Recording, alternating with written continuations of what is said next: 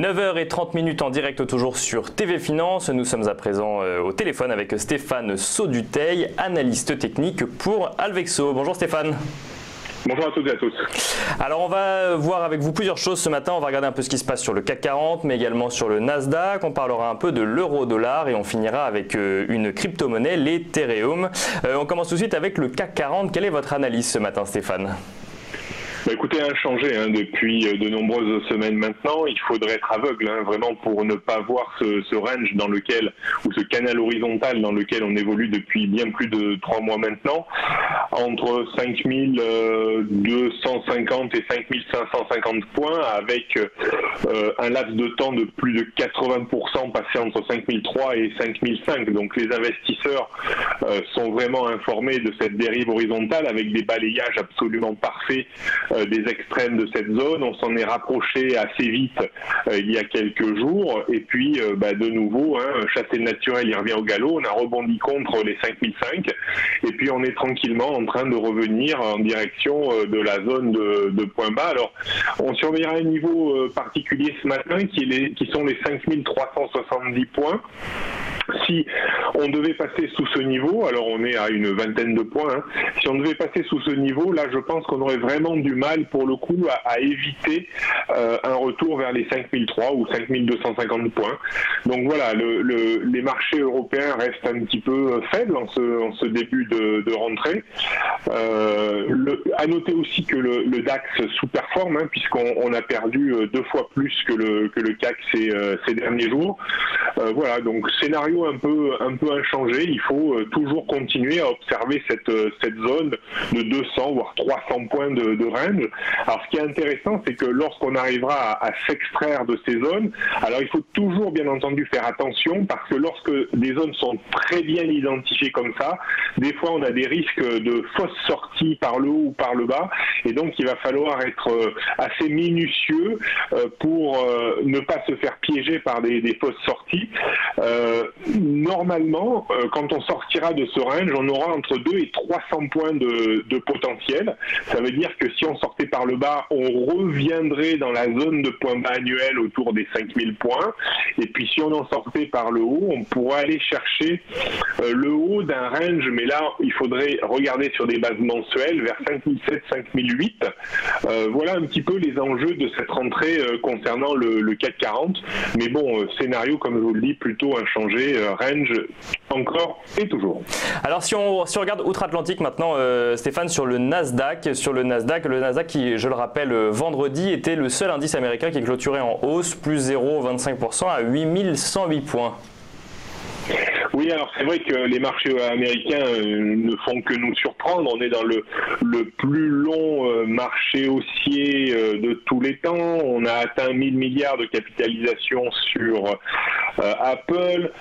On a encore l'espérance d'avoir des profits accrus encore sur les sociétés. Donc en fait, tout va pour le mieux dans le meilleur des mondes et ça se traduit effectivement dans les cours puisque le débordement des 7500 points était un niveau qui a occupé l'indice quasiment une bonne partie de l'été.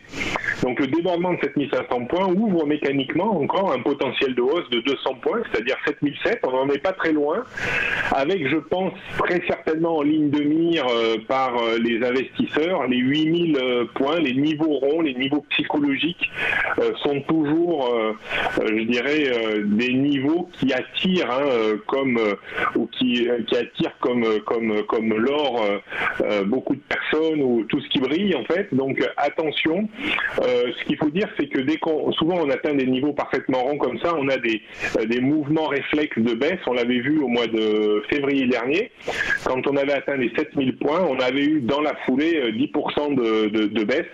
Donc voilà, on a quand même des marchés américains qui sont très très bien orientés. Quand tout est trop beau comme ça, c'est peut-être un peu suspect, mais bon, pour le moment moment, rien ne dit que ça va changer. Le premier niveau d'alerte réel et sérieux sur le Nasdaq 100, on le trouverait quasiment 500 points plus bas, pas tout à fait 500 points plus bas, mais vers les 7300 points. Casser 7300 casserait un peu ce momentum de reprise que l'on a eu ces dernières semaines. Voilà, mais bon, pour le moment, il faut accompagner les marchés. Et alors, si on regarde maintenant ce qui se passe de l'euro-dollar, du côté de l'euro-dollar, Stéphane, qu'est-ce qu'on peut dire ce matin ? Alors, l'euro-dollar est dans une situation assez intéressante pour moi. Je pense qu'on a atteint vraiment un paroxysme de baisse autour des 1,13. Pour moi, la tendance de fond de l'euro, même si on a eu une baisse importante de 1,26 à 1,13, n'est pas mis en échec. Il faudrait vraiment passer en dessous de 1,12, 1,13 pour voir vraiment l'euro revenir peut-être sur 1,10, voire 1,08. J'y crois pas trop. Je pense qu'on est en train de se remettre progressivement de cette phase de baisse nécessaire en amplitude et en timing. Il y a une zone très importante à surveiller dans les prochaines semaines. C'est 1,1750, 1,18. Passer au-dessus de ce niveau rétablirait une situation haussière avec comme premier objectif les 1,20. Voire même peut-être plus haut à terme. Voilà, donc on a buté contre cette zone, 17,50 la semaine dernière, ou très à proximité, puis on a reflué un petit peu, c'est pas très grave. On pourrait même redescendre sur un 16, un 15 sans pour autant que ce soit une rechute majeure. Moi je m'attends plutôt à une reprise graduelle et à une vraie reprise quand on débordera un 17, un 17,50. Un 17,50, un 18, c'est un peu le scénario que je travaille pour cette rentrée. On verra s'il se confirme dans les prochaines semaines. Et alors pour finir, Bernard, on va sortir un petit peu des indices classiques pour aller vers les crypto-monnaies et particulièrement l'Ethereum. Alors l'Ethereum qui a fait parler de lui ces derniers jours parce que la situation n'est pas forcément au beau fixe. C'est vrai que la volatilité cet été était à chercher un peu plus sur les crypto-monnaies, puisqu'on a eu quand même sur les marchés européens des marchés calmes. Bon, même si les marchés américains ont été un peu orientés à la hausse en cette fin d'été, la volatilité vraiment était sur les crypto-monnaies de nouveau. Alors, beaucoup sont revenus sur leurs points bas de février, voire même ont enfoncé ces points bas, comme l'Ethereum, on le voit sur le graphique que je vous ai envoyé. On arrive sur un niveau très important à mon sens, sur l'Ethereum, autour des 200, 210 dollars.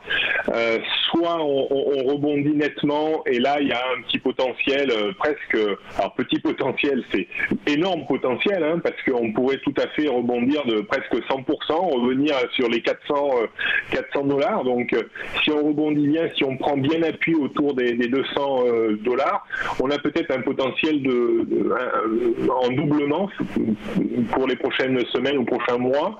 Par contre, si on devait enfoncer 200, là, ce serait un vrai mauvais signal envoyé de nouveau par cette crypto-monnaie. Et on pourrait revenir toucher le point bas de l'été 2017, situé autour des 132. Donc, il y aura encore une marge de baisse importante. Donc voilà, on est un peu à la croisée des chemins. Est-ce que cette séquence baissière estivale est terminée? Est-ce qu'on va repartir de l'avant ou est-ce qu'on va en remettre une couche en ce début d'automne, début de rentrée, pardon. Voilà, tout l'enjeu est là et puis on surveillera ça bien sûr dans les prochaines semaines.